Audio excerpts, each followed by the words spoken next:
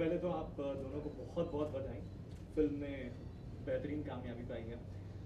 जाहिर सी बात है, एक क्रिएटिव एंड पे तो फिल्म नजर ही आई है। सबसे बड़ा कॉम्प्लीमेंट क्या मिला, या व्यूअर्स के ओर से क्या सरप्राइज करता रहा?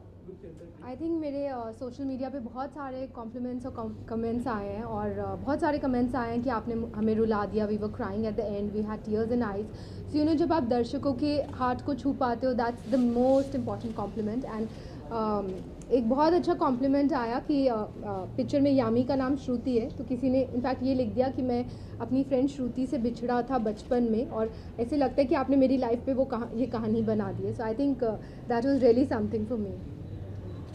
प्यार हमेशा, जैसे आपने इस फिल्म में भी दिखाया कि वो अधूरा रह गया और चीज़ों, तो क्या उम्मीद करें कि सनम रे की कहानी आगे और बढ़ेगी?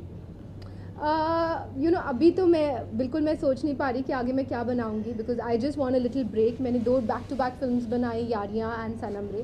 सो आई थिंक मैं बहुत टायर्ड हो गई हूँ, and I just need some personal time. इसके बाद मैं सोचूंगी कि मैं क्या बनाऊंगी, बट यू नो, कुछ भी हो जाए, एंड में प्यार पूरा ज़रूर होता है, वो मेरी पर्सनल थिंकिंग है। आपने back to back 2 love stories बनाई हैं, तो हम आगे क्या यही सोच के चले कि आप लव स्टोरीज ही बनाएंगे या फिर अलग जॉनर की फिल्में देखेंगे?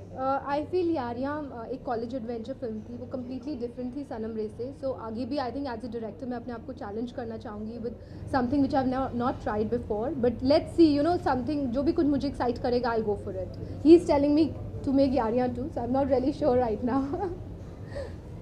भूषण जी, आपसे जानना चाहेंगे कि not as an husband but as a producer आपको कैसा फील होता है इतने होनहार डायरेक्टर के बगल में खड़े होने में? बहुत खुशी हो रही है कि हमारी फिल्म बहुत सक्सेसफुल हो गई है। मींस जिस बजट पे हमने ये फिल्म बनाई थी, नॉर्मली बजट फेल होते हैं और फिल्म फेल बहुत कम होती है अगर आपने इतनी शिद्दत से बनाई हो जिस तरीके से दिव्या ने बनाई है।